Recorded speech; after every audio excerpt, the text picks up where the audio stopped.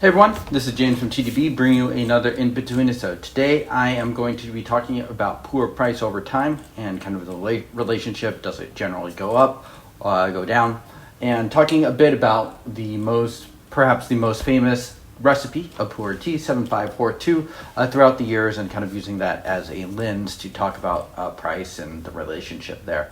Obviously 7542, a very specific sort of tea, and like depending on what the tea is, it's going to be subject to different kind of price dynamics, etc., etc. So this video is inspired really by a blog post that I published about 4 years ago. I think I actually wrote it a little bit before that. And looking at a couple people who had looked at price and kind of ran a bunch of numbers and some data. And, this is a very fraught topic. I have no problems with kind of how they did it, but I think it's very important to note that answering the question, does Pu'erh appreciate over time, is complicated, and depending on the numbers and the data that you choose to analyze, you're going to get different answers.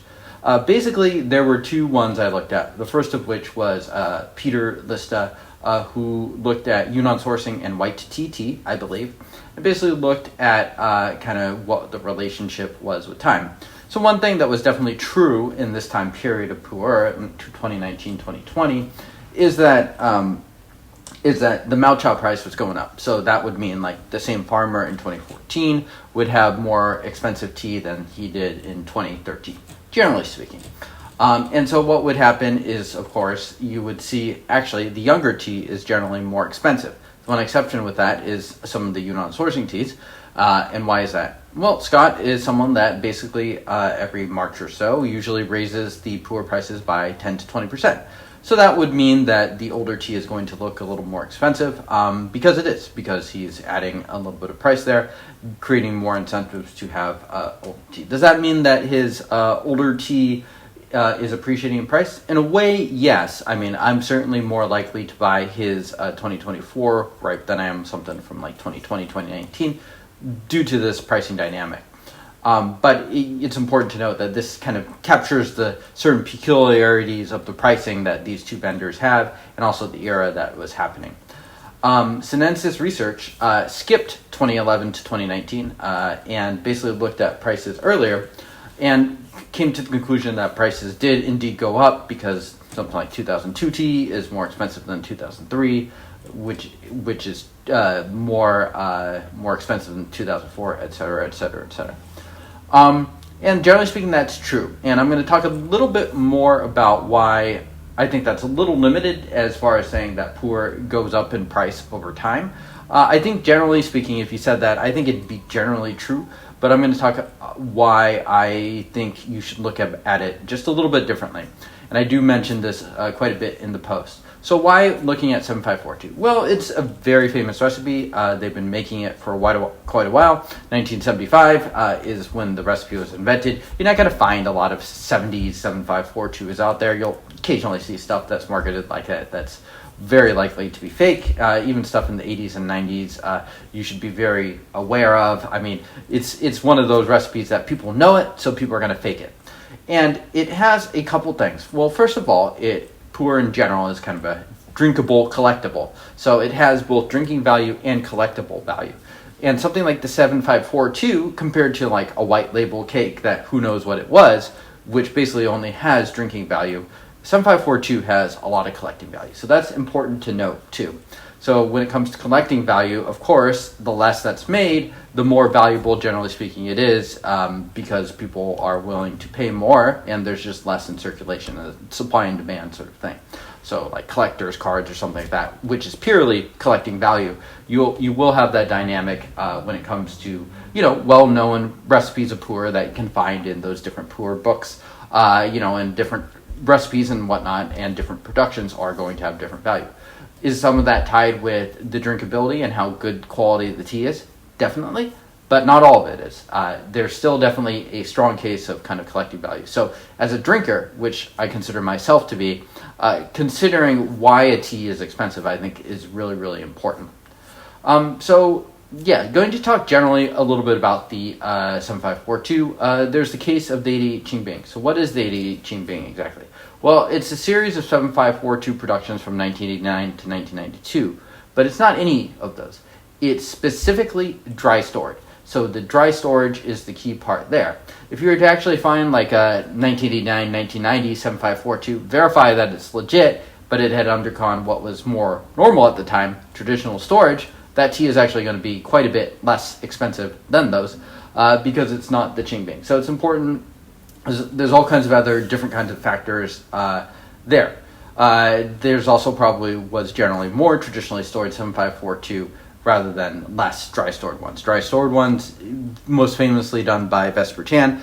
He's not the only person that dry stored it, but he's definitely like the one that probably got the wealthiest from that. Okay, so 7542 has continued throughout the years. It's still being made to this day. It's changed a bit over time, but generally speaking, its reputation is like strong, burly, kind of trademark tea that's made to be, stored for a bit. Originally, that was probably intended to be more traditionally stored, as is the case for like the 7542. It just happened that it got famous for doing something a little different, and some people at least like the results of kind of that experiment that Vesper Chan and a bunch of other people did too.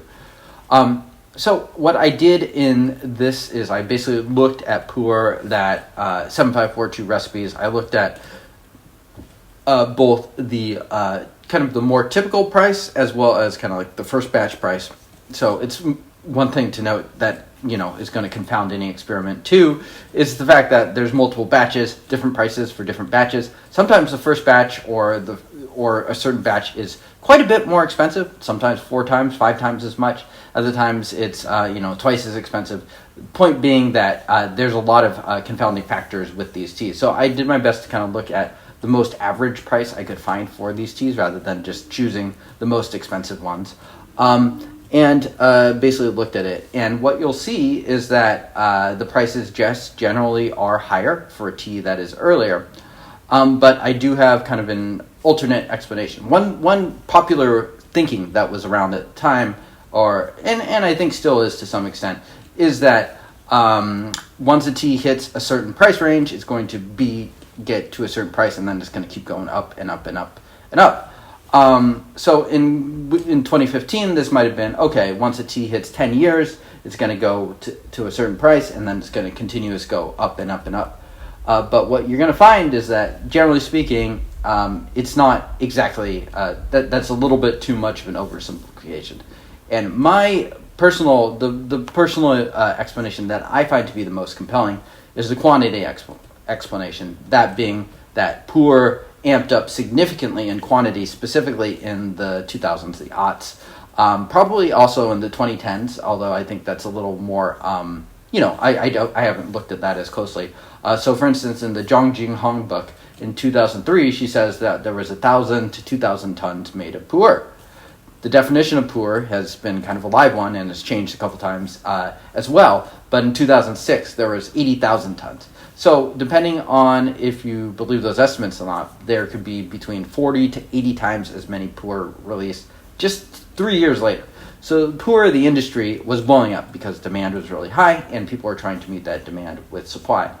And I think you can see this dynamic especially in 7542, where yes, it's generally gone up with time, but there are certain landmark years, presumably, in my opinion, where it's likely there was less of it made that continue to be much higher.